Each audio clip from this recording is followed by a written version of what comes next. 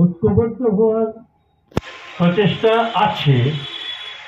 এর মধ্যে একটা সংশয় আছে, তারা প্রত্যেকেই নেতৃত্ব দেওয়ার জন্য যে আভ্যন্তরীণ বোঝাপড়ার পরিবর্তে আভ্যন্তরীণ যে দ্বন্দ্ব, সেই দ্বন্দ্ব তাদের মধ্যে কাজ করছে।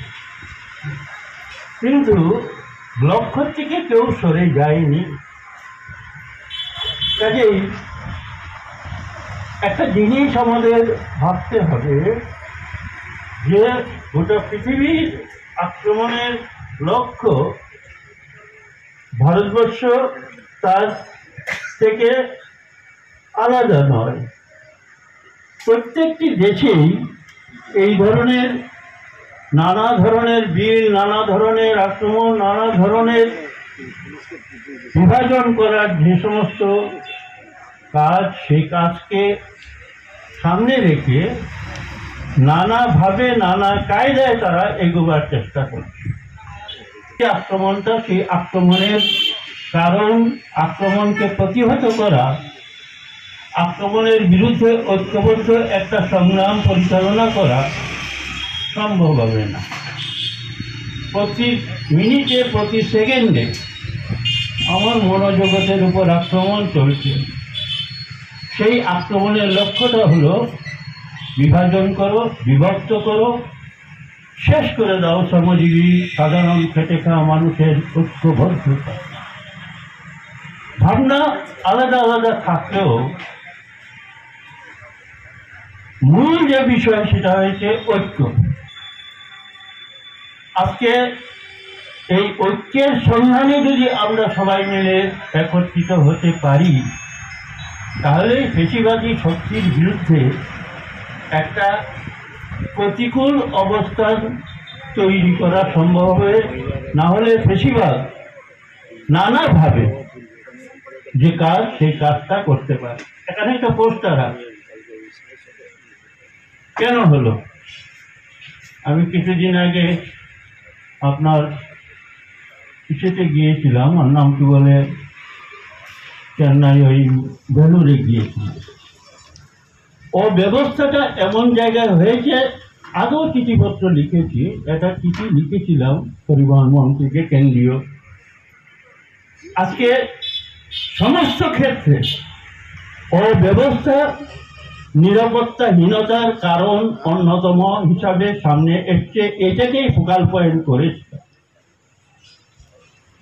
আজকে এই যে কাশ্মীরে যা ঘটনা ঘটে গেল,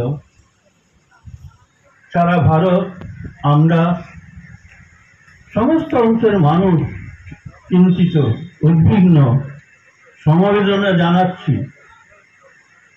কিন্তু একটা জিনিস লক্ষ্য করবেন, 3 দিনের মধ্যে মোদি কিছু ঘটনা সম্পর্কে বলেনি, বরং এটাকে অন্য কার্ভে, অন্য দিশায় নিয়ে যাওয়ার চেষ্টা করেছিল। অনেকটা সময় লেগে গিয়েছিল বিরোধীদের এর উপর আলোচনার দাবি করে। কিন্তু তখনও আমরা বলেছিলাম যে যতক্ষণ পর্যন্ত ট্রাম্প সাহেব না বলবে, ততক্ষণ পর্যন্ত তিনি কোনো বিবৃতিও দেবেন না, কোনো অ্যাকশনও নেবেন না, এবং সারা ভারতবর্ষের মানুষের যে সামনে বিপদ এসেছে, সেই বিপদের থেকে তাদেরকে উদ্ধার করা, তাদের মনোজগৎকে ঐক্যবদ্ধ করা, দেশপ্রেমে তাদেরকে ঐক্যবদ্ধ করা, এই জায়গাটাকে তিনি ট্রাম্পের নির্দেশ ব্যতীত কোনো কিছু করা তার পক্ষে সম্ভব নয়।